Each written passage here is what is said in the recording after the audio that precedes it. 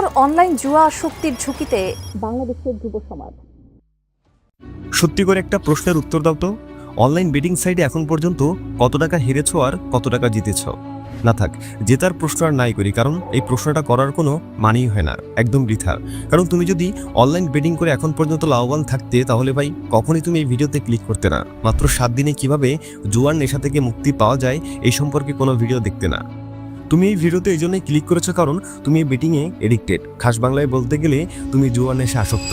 আবার এমন অনেকে আছো যারা বেটিংয়ের এই অন্ধকার জগতে নতুন, কিংবা লোভনীয় সব বিজ্ঞাপন দেখে বেটিংয়ে প্রবেশ করার কথা ভাবছো।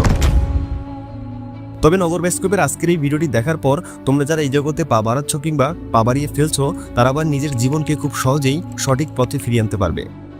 ইউটিউব ভর্তি এমন অসংখ্য ভিডিও তুমি পেয়ে যাবে যেখানে তোমাকে কিছু টিপস অ্যান্ড ট্রিক্সের কথা বলা হবে, তারপর বলবে চ্যানেলটা সাবস্ক্রাইব করে বেল বাটনটা অন করে দিন। ব্যাস, তাদের কাজ ওখানেই শেষ। কিন্তু আজ আমি তোমাকে কোনো মোটিভেশন দেবো না, 1 2 3 4 করে কোনো টিপস অ্যান্ড ট্রিক্সও শেখাবো না। আজ শুধুমাত্র তোমাদের কিছু বাস্তবমুখী কথা শোনাবো, যা শোনার পর হয়তো আর কখনোই তুমি এই ভুল পথে পা বাড়াবে না। বর্তমানে আমাদের দেশে 50 লাখেরও বেশি মানুষই অনলাইন জুয়া আসক্ত। প্রতিদিন 300টিরও বেশি সাইটে অনলাইনে জুয়া খেলছে তারা। মাত্র 1 মাসে অনলাইন বেটিং সাইটগুলোতে মোবাইল ব্যাংকিংয়ের মাধ্যমে 1,32,175 কোটি টাকা লেনদেনের মতো ঘটনা ঘটেছে। আর ওই দেশ থেকে পাচার হচ্ছে হাজার হাজার কোটি টাকা। কিন্তু যে টাকাগুলো পাচার হচ্ছে সেগুলো আসলে কিসের টাকা? সেগুলো তোমার বাবার ঘাম ঝরানো পরিশ্রমের টাকা। তোমার ভাই দেশের বাইরে থেকে রক্ত পানি করে যে টাকা দেশে পাঠায়, এগুলো সেই টাকা।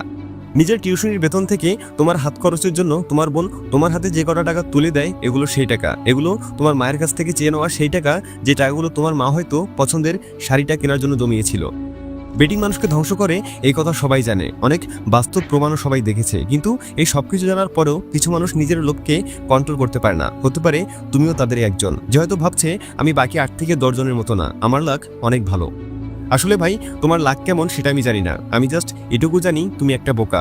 এটা কোনো লুডো খেলা না যেখানে তুমি তোমার ভাগ্যের জোরে 2 ছক্কা পাচ্ছে নিজের গুটি অনেক দূর এগিয়ে নেবে। এটা হচ্ছে সেই খেলা যেখানে তোমাকে 2টো ছক্কার লোভ দেখিয়ে তৃতীয়বারেও ছক্কা উপর দিয়ে তোমার হাত মাথায় এনে দেবে।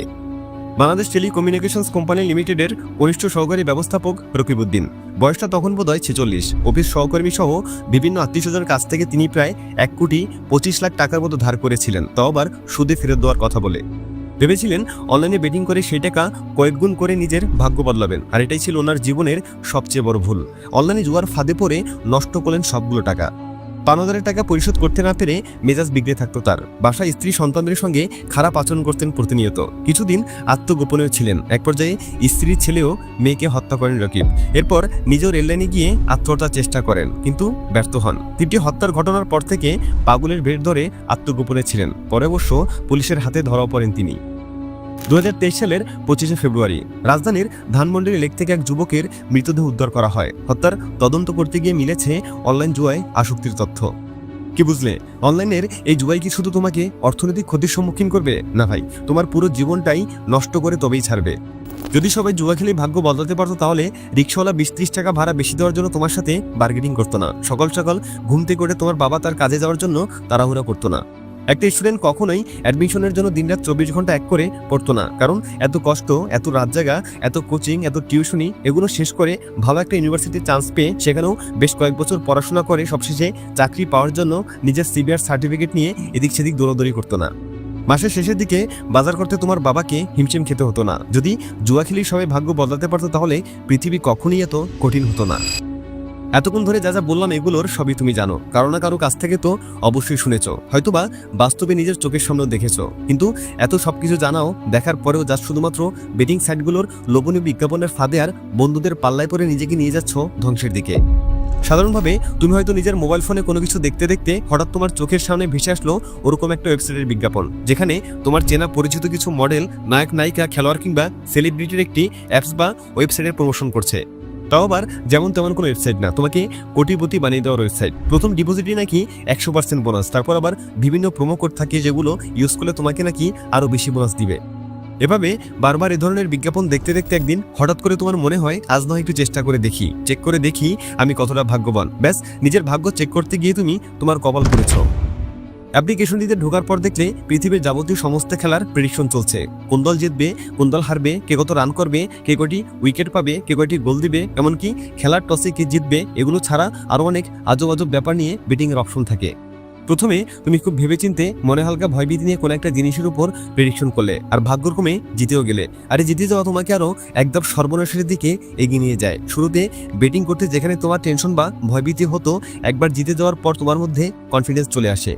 এভাবে বেশ কয়েকবার জিততে জিততে তোমার কনফিডেন্স এতটাই হাই হয়ে যায় যে তোমার মাথায় এক কুবুদ্ধির জন্ম হয়, যেখানে তোমার মনে হয় আজ বেশ বড় একটা অ্যামাউন্ট নিয়ে বেটিং করব, যদি জিতে যাই তাহলে তো ভাই আমি পুরো ছক্কা মেরে দেবো।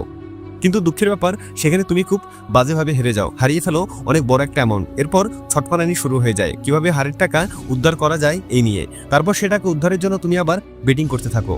এরপর হয়তো কিছু টাকা উদ্ধার হয়, তারপর আবার হারো, আবার উদ্ধার করার চেষ্টা করো। আর এই লাভ লোকসানের খেলায় সর্বশেষ ফলাফল মাথায় হাত। এতদিন ধরে জমানো টাকা পুরোপুরি ধ্বংস। যে টাকাগুলো দিয়ে হয়তো তোমার সেমিস্টার ফি দেওয়ার কথা ছিল, বন্ধুদের সাথে কোনো ট্যুরে যাওয়ার কথা ছিল, অথবা নতুন কোনো বিজনেস শুরু করার প্ল্যান ছিল, কিন্তু এসব কিছু না করে তুমি কিছু অসাধু লোকের চক্রে পড়ে নিজের সর্বস্ব হারালে। আর এত কিছুর পরও তুমি এখন এই জগৎ থেকে বের হতে পারছো না। কিছুদিন পর পর তোমার মনে থাকে যে আরেকবার না হয় চেষ্টা করেই দেখি, এবার আর আগের মতো ভুল করবো না। আর এভাবেই তুমি বারবার সর্বনাশের পথে পা বাড়াচ্ছ। একবার ভেবে দেখো তো, যদি তোমার পরিবার বা সমাজ একবার জেনে যায় যে তুমি এই ধরনের কাজে নিজেকে জড়িয়ে ফেলেছো, তাহলে ঠিক কি হতে পারে? সমাজের চোখে ছোট হবে তোমার পরিবার, আর তোমার পরিবারের চোখে তুমি। তখন আর হাসি খুশিভাবে কারোর সাথে মিশতে মন চাইবে না। পরিবারের সবাই তোমাকে তাদের থেকে দূরে সরিয়ে দেবে, ঠিকমতো কথা বলবে না, একসাথে খাবার টেবিলে বসে খাবার খাওয়া হবে না, কোনো ফ্যামিলি প্রোগ্রামে তোমার ঠিকমতো অ্যাটেন্ড করা হবে না, তোমাকে পুরো একা হয়ে যেতে হবে। পৃথিবীর কোনো মা বাবা ভাই বোনই তোমার এই অপকর্ম সহ্য করবে না। শুধুমাত্র এই জুয়ার কারণে কতগুলো পরিবার যে ধ্বংস হয়েছে সেগুলো গুণে শেষ করা যাবে না। তাই আজ এখন এই মুহূর্তে আমাকে কথা দিতে হবে যে তুমি আর কখনো এই ভুল পথে পা বাড়াবে না। নিজের মোবাইল ফোন থেকে এ ধরনের সমস্ত অ্যাপ্লিকেশন ডিলিট করে দাও। কত টাকা লাভ বা লোকসান হয়েছে সেই হিসাবের খাতা আজই বন্ধ করে দাও, কারণ এই খাতা যতদিন তোমার কাছে থাকবে ততদিন তুমি এই পথ থেকে বের হতে পারবে না। তাই সমস্ত লাভ লোকসানের হিসাব বাদ দিয়ে জীবনে নতুন কিছু করার পরিকল্পনা শুরু করো। কীভাবে সৎ পথে সুন্দরভাবে বাঁচা যায় সেই পথ বের করো। নিজের ট্যালেন্ট, নিজের পরিশ্রম আর নিজের মেধাকে সকলের সামনে তুলে ধরো, যেন ভবিষ্যতে গলা উঁচু করে সকলের সামনে নিজের পরিচয়টা দিতে পারো। আচ্ছা, আমাকে একটা কথা বলো তো, জুয়া খেলে আসলে হবেটা কি? ভবিষ্যতে সকলের সামনে নিজের পরিচয়টা কি দেবে?